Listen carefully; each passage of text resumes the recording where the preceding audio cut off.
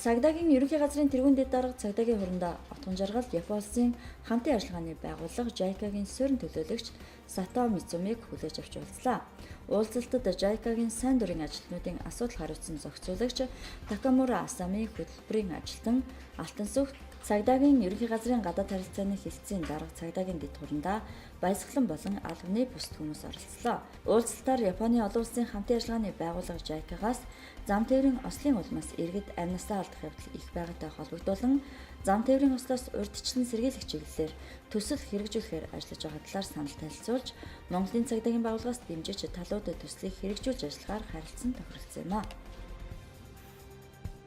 Иргэн танд цагдаагийн байгууллага албаагчтай холбоотой мэдээлэл гомдол санал байвал цагдаагийн ерөнхий газрын 126 дугаард хандна уу?